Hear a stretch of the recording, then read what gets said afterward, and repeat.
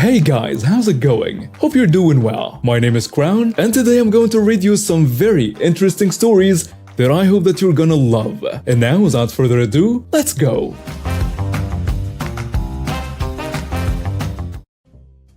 My dad is 76. He's lived alone in the mountains for the last 20 years. And about 9 years ago, he got a dog. He's always been a terrible pet owner, but it's gotten worse over time.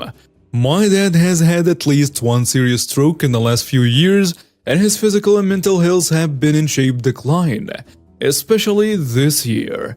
A few weeks ago, my brother and I moved our dad off the mountain and into a senior apartment complex in the closest town, where it's easier for him to access his doctors. The complex is dog-friendly, but is really designed more for small dogs.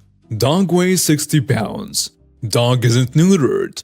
Never wore a collar, does not know any commands, gets territorial around food because he's never been fed on a set schedule, and has historically bolted when my dad took him to town because he's totally untrained. He's very good-natured and not a dumb dog, but he needs some work to be a city dog. This is where my brother and I intervened. We took Dog to my brother's apartment temporarily so we can take him to the vet for vaccines and a long overdue neuter.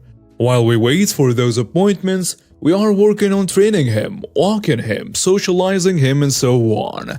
The more we try to help our dad, the more we are realizing he can't handle taking care of dog anymore.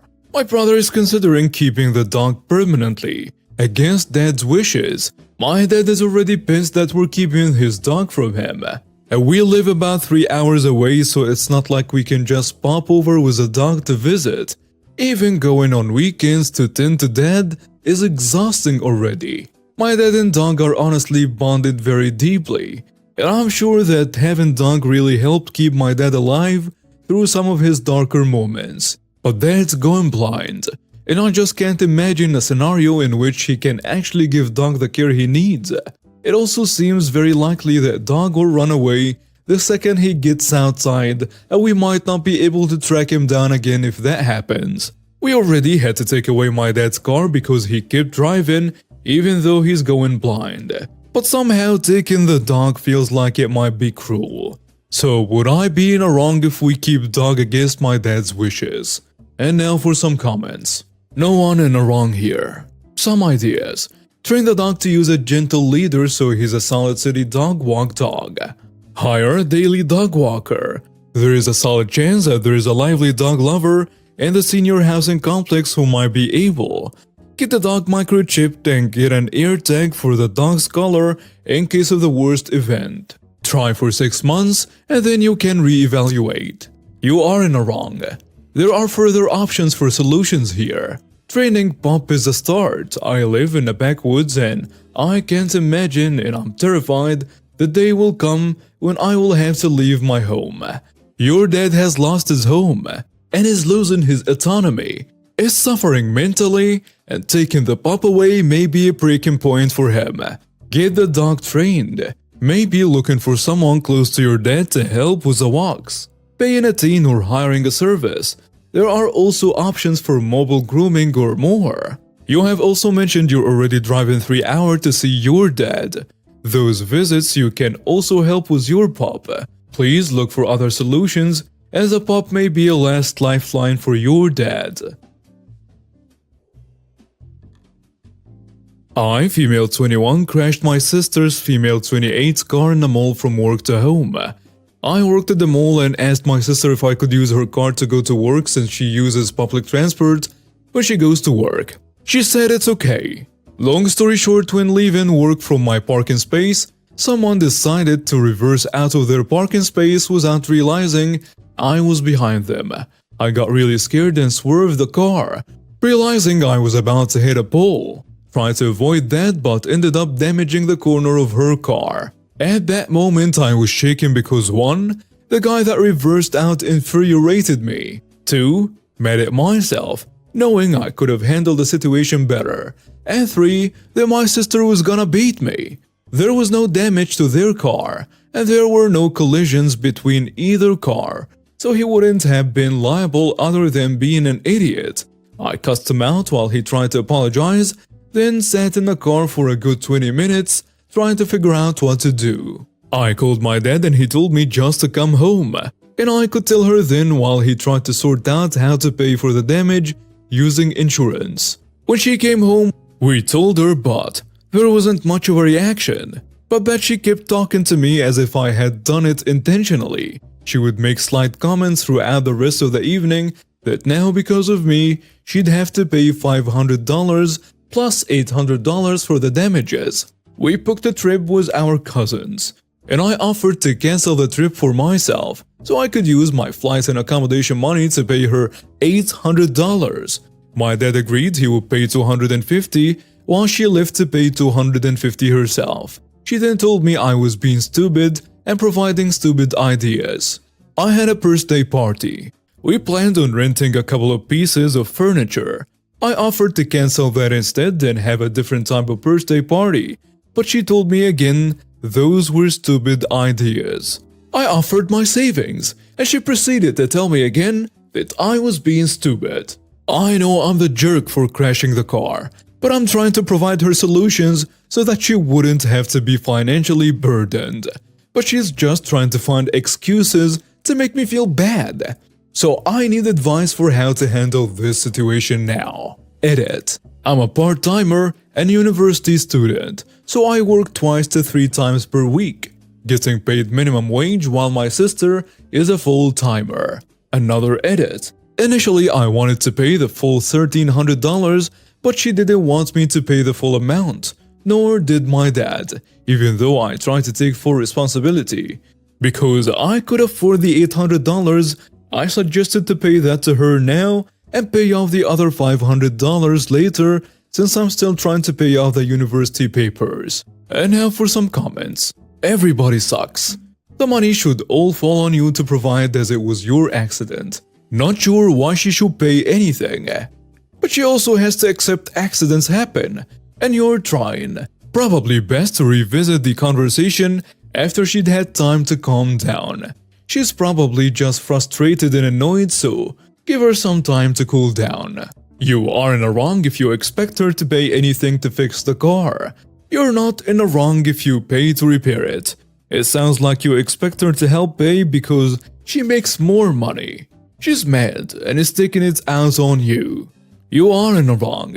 You don't borrow other people's cars if you expect them to pay when you crash it. You need to find a way to pay for it.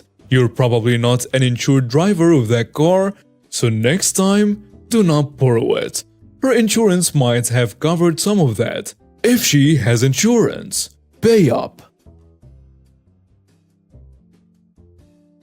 I, 26 female, have been married to my husband, 24 male, for only about 5 months now. We're doing Thanksgiving at my parents' house this year. I'm a pretty good baker, and I told my husband how I was planning to make him bring a peach pie for my father's this year.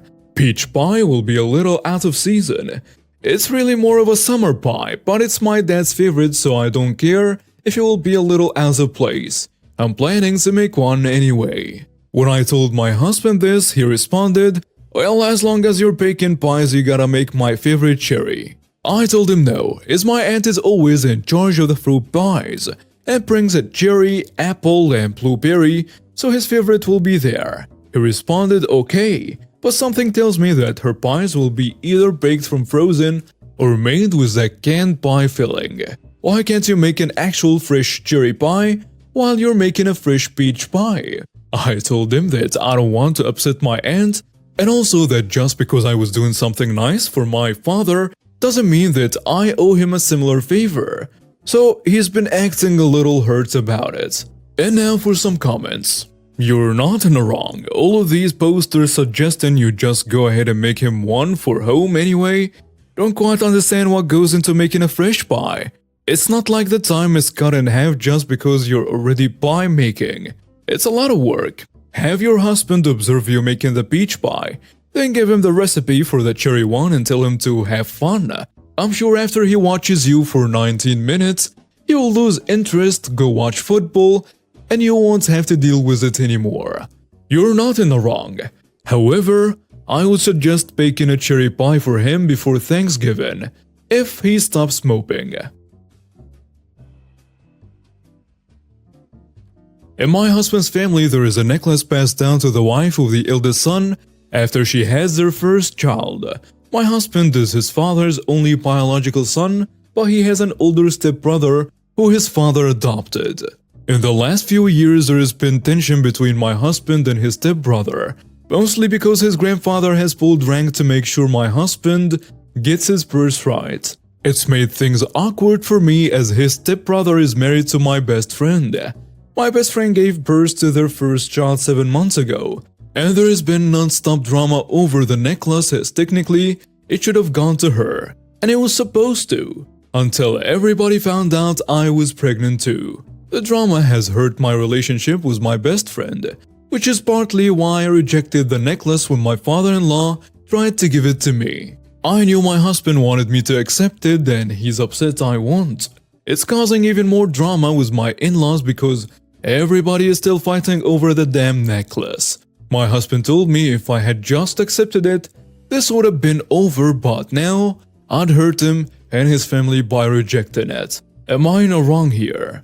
And now for some comments. This seems like kind of an impossible situation where someone sees you as a jerk no matter what choice you make. My verdict is you're not in the wrong. They are the jerks for dragging you into this. You are not in the wrong. It's pretty clear that even if you accepted it, this would not be over. I'd say that the two wives need to tell the 3 men in the family that they need to come up with a plan that all 3 agree on. And if they can't, maybe it's just gifted in grandfather's will. Making the 2 of you scapegoats for their infighting isn't fair at all. I'm going to go with no one is in the wrong here. The people saying the adopted brother deserves a necklace are wrong. The moment OP's husband was born, the necklace was going to him. The tradition also started to go to the wife, so I'm going to go ahead and assume that OP's husband has a different mom than his stepbrother. That means her husband is their eldest son. It should go to OP, not her best friend. It's great that the father-in-law adopted the brother, but that doesn't mean he now gains a right to the necklace. It's your choice to accept the necklace or not. The father-in-law also has a choice of who to give it to. First off, let me apologize for any weird phrases or grammar mistakes in my post. English isn't my first language and I'm not that good with translating courtroom terms and words. I, 18 female, was raised by a single mom. My parents divorced when I was just 2 months old and my mom got full custody of me. So I never met my father. All I've ever really known about him is his name and the amount of child support money he transferred into my bank account each month. Now in my country, a non-custodial parent is obligated to pay child support up until their child turns 18. But this can be extended for a few more years on the condition that said child decided to pursue higher education or go to university. So as you can already guess, as soon as I turned 18, my father stopped paying child support. But when I graduated high school and got accepted into a university, I decided to use this extended child support law to my advantage.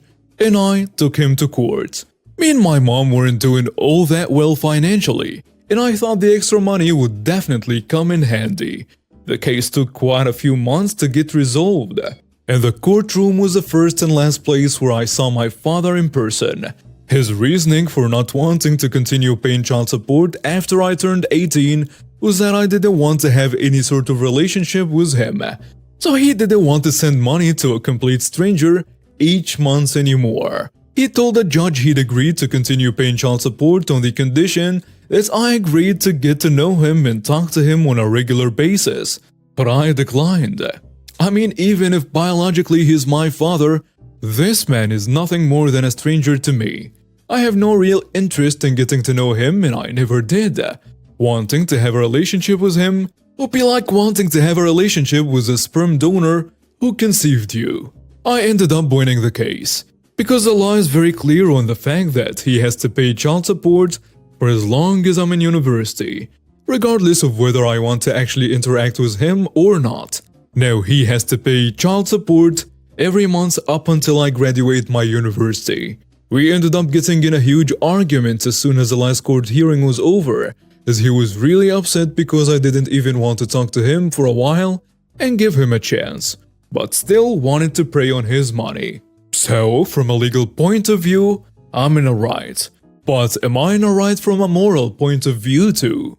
I should also add that my father never made any attempts to pursue a relationship with me while I was growing up, and neither did I.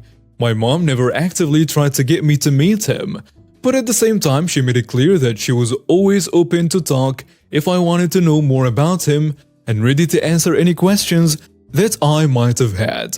Except that, well, I never really had any questions to ask her and was never really interested in him. She also never badmouthed my father and never tried to stop us from meeting each other, but neither of us ever made any sort of attempt to do so. I don't think he's a bad man, but I don't think he's a good man either.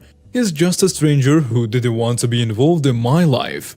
So I don't want to be involved in his life either. I don't resent him, I have no reason to. It's just plain old disinterest both on my part and his. And now for some comments. You're not in the wrong. You didn't ask to be born and you certainly didn't ask to have an absent father. You're the kid here. He has obligations, you do not. Good luck with school. You're not in the wrong. Law is clear. He had 18 years to build a relationship and declined.